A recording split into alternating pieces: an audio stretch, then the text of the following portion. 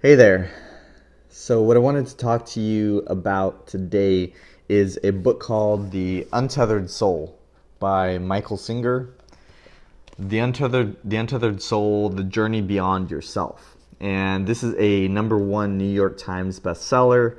Tons of amazing reviews and, just a lot of really incredible praise for this book about what it's done for a lot of people, and it's been at the top of my reading list for quite a while. And a lot of friends have been raving about it, about how incredible this book is. So what I thought that I would do is, because I'm getting towards the end of the book, and I wanted to do more than just read the book and absorb the material for myself. I wanted to do something that's been on my mind for quite some time, is to share the insights from this book with you and create a little bit of a conversation.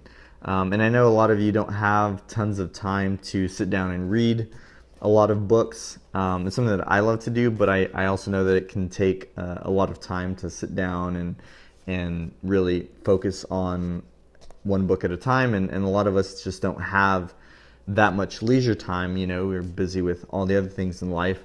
And so I thought it would be cool to come on and share with you some of the insights that I've gotten from the book, and maybe share them with you so that you can benefit from them without having to spend all the time reading it yourself.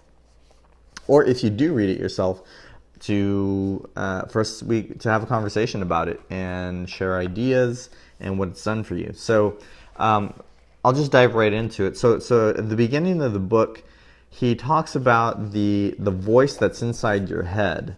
So, like, how we have as you're going through your day, if you pay attention, you'll notice that there's this voice in your head that's always talking to you.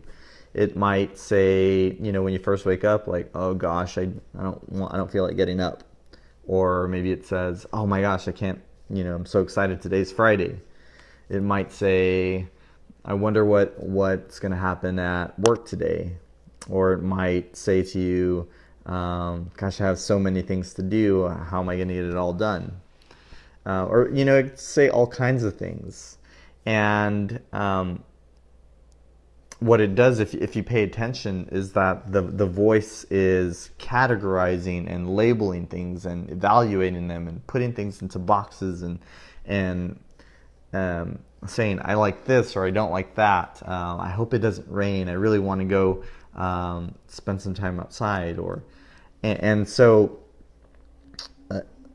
sometimes this voice can be positive and helpful. It can motivate us and tell us things like, "You can do it just a little bit more." If you're, say, doing a workout or something, and that voice is telling you, pushing you along and telling you, just keep going a little bit more, a little bit more.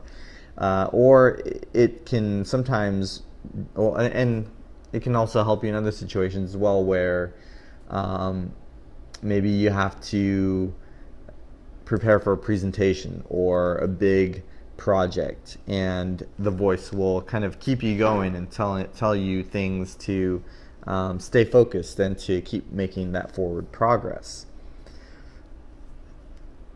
And then there's the other side of it too, right? The voice can sometimes be a negative one, one that will criticize you for maybe things that you didn't do right, or something that you felt you should have done better on. Or it might say, "Gosh, I can't believe you screwed that up again," or you could have done way better on that, or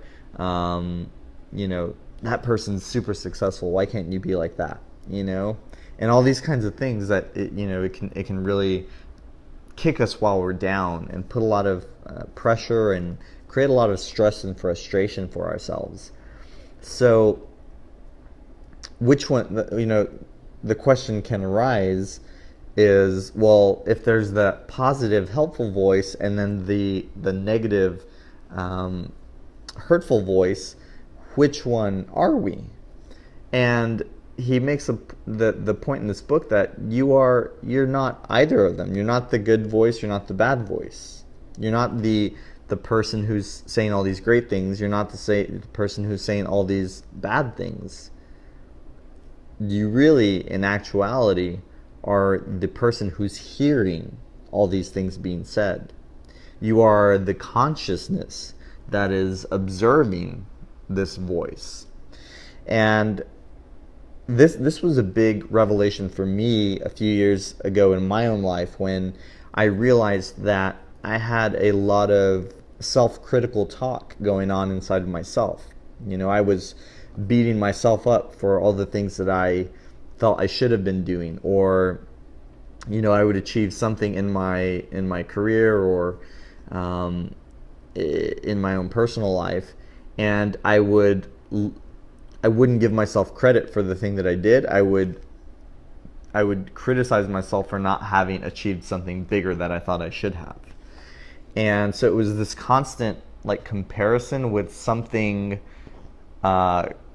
beyond what I currently was, and feeling that I felt short, that I fell short of the expectation in some way. And the destructive thing about this is that even if I did manage to come up and achieve this level, the expectation would move. And so no matter how much I achieved, it always felt like that I was falling short of what I really should have been doing. And so what this meant is that no matter how successful I was, no matter how well I did in my engineering career, or buying a house at a very young age, or being responsible, in my career, my finances, and excelling in that area, I always felt like I was a failure. And so I noticed this voice that was always happening on the inside, and so for me, one of the biggest parts of my own personal growth was to reshape that internal voice. Once I became conscious of the fact that it was creating this negative effect on me and being self-destructive, I then was able to reshape a positive internal voice. And I think a big part of my ability to do that was to realize that my identity was not that negative voice. My identity was separate from that, and this negative internal voice was affecting me, but it wasn't who I really am. And so that realization enabled me to say, well, now I have the freedom to, if I'm not that negative internal voice, then I can create this other voice, right? Because who's to say that you can't create a different voice in your head that's talking? And so that was a big part of what I did, to create this positive internal voice that lifted me up, that gave me the boost that I needed, and told me things like, if I, gave me positive encouragement and feedback. For example, if I cleaned up my house, then I was like, good job, Joseph, you did a good job on that. Or if I delivered a project at work and did really well on it, I would pat myself on the back and say, good job, Joseph, you solved a really complex problem for the customer. Or if there was a problem with that a friend or family member was having, and I helped them out, I would give myself that encouragement and validation. Say, great job, Joseph, you did that really well.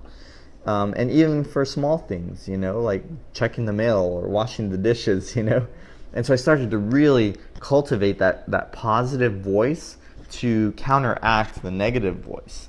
Because what I found is that if I didn't consciously create that positive voice, then what naturally filled in the gaps was the negative voice itself. So all that to say that you are not the voice inside your head. You are the consciousness that hears the voice.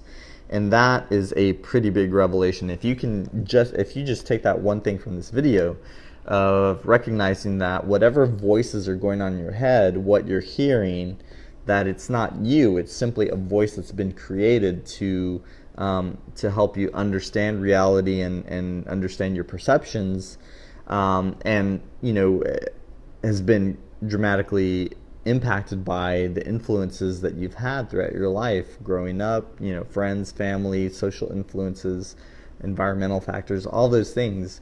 But the point is that the voice is there, but it's not you. It's not who you are. So I wanted to share that with you as the first part of this. Really, that's just the tip of the iceberg.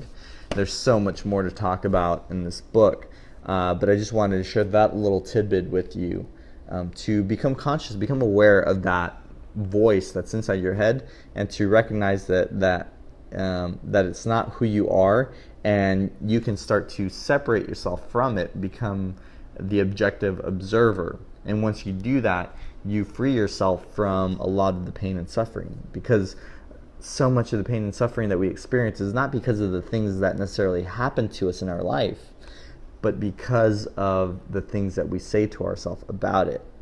If something happens at work, if the boss says, I need to speak with you, then your mind instantly goes, oh my God, like, what's happening? What did I do? Is there something wrong?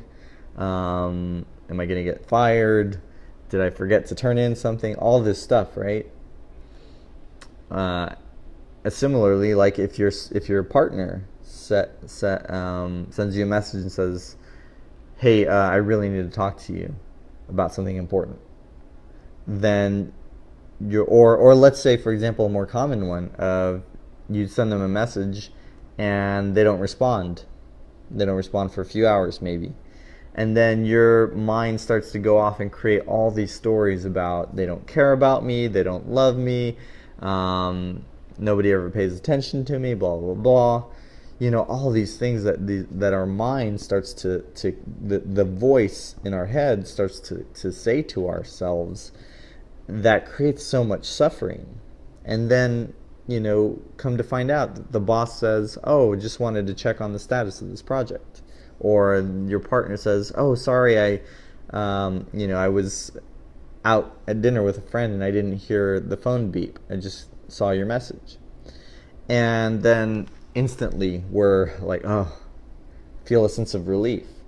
But we experienced all that pain and suffering in the meantime because of what our voice was saying.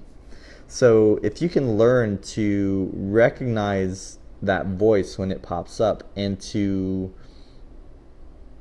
separate yourself from it and maybe not give it the power over you that it once had, then you are taking a huge step towards freeing yourself. This is a core part of what it means to really be free.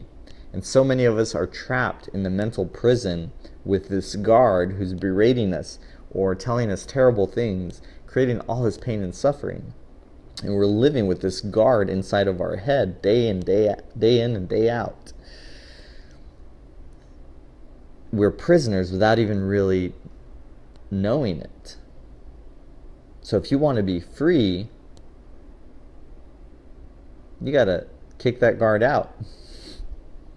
So that's the first part of what I want to share with you on this book. Let me know if this is something that interests you, if this is something that you experience. Do you ever hear that voice and notice it? Is it helpful? Is it destructive? What are the things that your voice tells you? And what would happen if you were able to quiet that voice and to simply live free from what that voice is telling you? Hope this is helpful, guys. There's going to be more to come. This is just as I mentioned, this is just the tip of the iceberg, and there's so much more to talk about in this book. Hope you guys are having a great day, and talk to you soon.